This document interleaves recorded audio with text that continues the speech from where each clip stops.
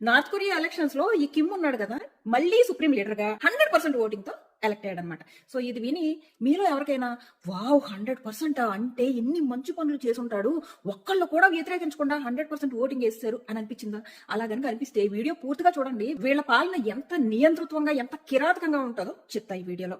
ఇప్పుడు ఈ కిమ్ కి 100% ఓటింగ్ వచ్చింది కదా, ఎందుకు వచ్చింది అంటే ఎలక్షన్ బ్యాలెట్ లో ఓన్లీ 2 ఆప్షన్స్ ఉంటాయి. 2 ఆప్షన్స్ అంటే ఓహో ఒకటి కిమ్ ఇంకొకటి ఇంకొకళ్ళు అనుకుంటారా? కాదు, 2 కిమ్మే. అంటే అక్కడ జనానికి పొలిటికల్ లీడర్ ని సెలెక్ట్ చేసుకునే ఫ్రీడమ్ ఏమీ ఉండదు. కేవలం కిమ్ ని మాత్రమే వాళ్ళ లీడర్ గా యాక్సెప్ట్ చేసి తీరాలి.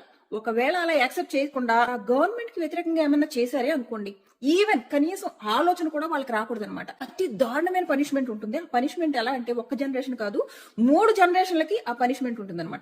ఆ జనరేషన్ లో కనీసం 2 ఏళ్ల పిల్లలు ఉన్నా కూడా వాళ్ళకు కూడా జీవిత ఖైదు విధిస్తారు. అండ్ వాళ్ళకి విధించే శిక్షలు ఎలా ఉంటాయంటే ఎక్కడో రిమోట్ ప్రాంతాలకు తీసుకెళ్లి పడేసి భయంకరమైన పనులన్నీ వాళ్ళతో చేపిస్తారనమాట. వాళ్ళ శిక్ష కూడా 15 ఏళ్ల పాటు అలా నడుస్తూనే ఉంటుంది. అండ్ ఇంకో విషయం ఏంటంటే ఎవరైనా బిట్రే చేశారని వీళ్ళకి తెలిసినా వాళ్ళని చంపే విధానం కూడా చాలా దారుణంగా ఉంటది.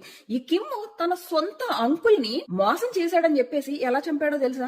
బట్టలు ఓడదీసి ఆకలితో మండిపోతున్న ఒక 120 కుక్కలతో తినిపించేశాడు. ఈ కిమ్ హెయిర్ స్టైల్ ఉంటుంది కదా, ఆ హెయిర్ స్టైల్ ఓన్లీ కిమ్ మాత్రమే చేసుకోవాలి.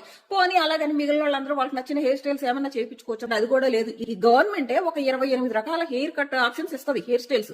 అందులోంచి ఒకటి సెలెక్ట్ చేసుకుని హెయిర్ కట్ చేసుకోవాలి. వీళ్ళ ఫాదర్ 2011 లో చనిపోయాడు. ఎగ్జాక్ట్ 10 సంవత్సరాల తర్వాత అంటే 2021 లో వీళ్ళు ఏం చేశారో తెలుసా? ఈ 10 ఏళ్ల వర్ధంతి ఉత్సవాలు ఉంటాయి కదా, 11 రోజులు నార్త్ కొరియాలో ఎవరు కూడా నవ్వకూడదు. పొరపాటున ఇంట్లో ఎవరైనా చనిపోయారా అనుకోండి, వాళ్ళని కూడా ఇంట్లోంచి బయటకు తీసుకురాకూడదు. 11 రోజుల వరకు ఇంట్లోనే ఉంచుకోవాలి. పోనీ చనిపోయారు కదా అని బాధపడి ఆడకూడదంట. వీళ్ళకి మతము ఏమీ ఉండదు. ఆ మతం కూడా వీళ్ళు దేవుళ్ళ పూజించాల్సింది కూడా కిమ్ ఫ్యామిలీనే. పొరపాటున వీళ్ళ చేతిలో కనుక బైబిల్ దొరికిందా 15 సంవత్సరాలు కఠిన శిక్షలు ఉంటాయి వీళ్ళకి.